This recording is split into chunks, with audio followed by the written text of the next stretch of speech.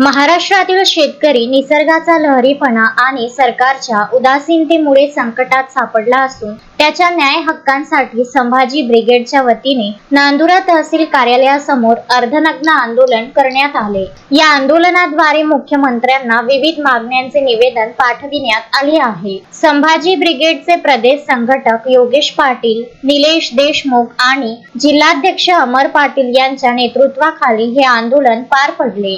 ऐन कापणीच्या वेळी अवकाळी पाऊस आणि योग्य भाव न मिळणे यामुळे शेतकरी कर्जबाजारी झाला असून त्याला तातडीने मदतीची गरज असल्याचे आंदोलकांनी म्हटले। निवेदनामध्ये कोणत्याही अटींशिवाय शेतकऱ्यांना संपूर्ण कर्जमाफी मिळावी, अवकाळी पावसामुळे नुकसान झालेल्या फळबागांना एकरी 50,000 रुपये मदत द्यावी, हिंस्त्र पशूंपासून बचाव करण्यासाठी शेतकऱ्यांना दिवसा वीज पुरवावी, विदर्भातील महत्वाकांक्षी जिगाव धरणाच्या कामाला गती द्यावी, नांदुरा तालुक्यातील उसाला विमा कवच मिळावे, बियाणे खतांचा तुटवडा आणि बोगस बियाणे विकणाऱ्या कंपन्यांवर कडक कारवाई करावी, आत्महत्याग्रस्त शेतकरी कुटुंबांना भरीव मदत करून त्यांचा सातबारा कर्जमुक्त करावा, अशा प्रमुख मागण्या करण्यात आल्या आहेत। या आंदोलनाला विनोद वनारे, दिलीप कोल्हे, मंगेश सोळंके यांच्यासह संभाजी ब्रिगेडचे पदाधिकारी आणि बहुसंख्य शेतकरी उपस्थित होते।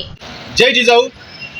आज संभाजी ब्रिगेडचे प्रदेश संघटक सन्माननीय योगेशदादा पाटील यांच्या मार्गदर्शनात आम्ही नांदुरा तहसील येथे मुख्यमंत्र्यांना निवेदन पाठवले आहे, ज्यात आमच्या प्रमुख मागण्या आहेत की शेतकऱ्या सातबारा कोरा व्हायला पाहिजे। त्यानंतर जे 2 लाखाच्या कर्जमाफीचा थोतांड यांनी आणला आहे त्यात सुद्धा काही निकष लावून शेतकऱ्यांना जाणीवपूर्वक कर्जमाफीपासून वंचित ठेवण्याचा सरकारचा डाव आहे, तसं त्यांनी करू नये, अन्यथा त्यांना ते महागात पडेल। तसेच विदर्भातील महत्त्वपूर्ण जो प्रकल्प आहे, एक महत्वाकांक्षी प्रकल्प जिगाव प्रकल्प, त्या जिगाव प्रकल्पाचं काम तात्काळ पूर्ण व्हावं। त्यानंतर आत्महत्याग्रस्त शेतकरी जे आहेत त्यांच्या कुटुंबाला तात्काळ आर्थिक मदत व त्यांचा सातबारा 100% कोरा करून मिळावा, अशा विविध मागण्यांसह आज आमचे संभाजी ब्रिगेडचे अर्धनग्न आंदोलन आम्ही इथे केले आहे। आमचा हा उद्रेक यापुढे आणखी उग्र होईल असं मुख्यमंत्र्यांनी करू नये। आम्ही त्यांना सरकार मायबाप म्हणून विनंती करतो की शेतकऱ्यांचा अंत पाहू नका, कारण शेतकरी हा पेरणीच्या तोंडावर बियाणे खते लाखो रुपयाचं मटेरियल विकत घेते, शेतात काळ्या मातीत फेकते, त्यानंतर हा निसर्ग कोपला की त्यातलं अर्धपीक वाया जाते, जे थोडंफार उरलं सुरलं हाती राहते ते सुद्धा शेतकरी आपल्या शेतकऱ्याला हमीभाव देत नाही सरकार, यामुळे शेतकरी खूप आर्थिक अडचणीत आला आहे। जर सरकारने शेतकऱ्यांच्या आमच्या मागण्या मान्य केल्या नाही तर आम्ही या सरकारचं खाली मुंडकं वर पाय केल्याशिवाय राहणार नाही, असे आम्ही या क्षणी जाहीर करतो। देश की ब्रिगेड। पुरुषोत्तम भातुरकर, विदर्भ न्यूज, नांदुरा।